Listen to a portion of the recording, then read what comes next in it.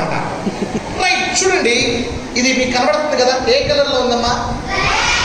Black కదా. యేసయ్య దగ్గరికి వస్తే నేనేం చేయలేదు, ఇక్కడ నా చేతిలో ఏమీ లేదు. యేసయ్య దగ్గరికి వస్తే యేసయ్య ఏం చేస్తాడు తెలుసా?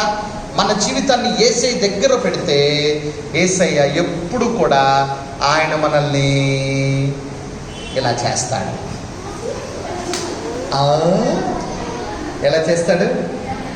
ఇలా చేశాడు కదా. మళ్ళీ కొంతమంది ఏం చేస్తారంటే ఇలాంటి VBSలకి సండే స్కూల్కి వచ్చినప్పుడు ఎలా ఉంటారు, ఇంటికి వెళ్ళేటప్పటికి మళ్ళీ ఇలాగైపోతారు. ఇంటికి వెళ్ళేటప్పటికి ఎవరుంటారా? ఎవరుంటారు? సతర్గడు. పురువరెవరే? గుడికి వచ్చినప్పుడు బడికి వచ్చినప్పుడు ఇలా ఉంటా, ఇంటికి వెళ్ళేటప్పటికే.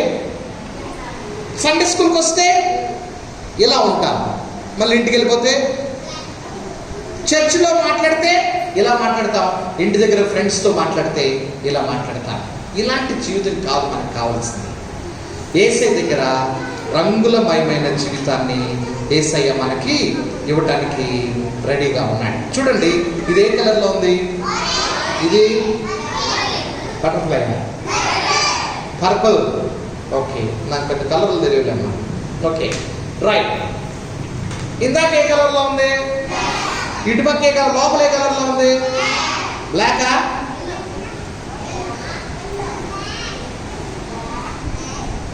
ఎలా చెప్పారు నువ్వు? దేవుని బిడ్డలు ఇలాగే ఉంటారు, యేసయ్య బిడ్డలు ఇలాగే ఉంటారు.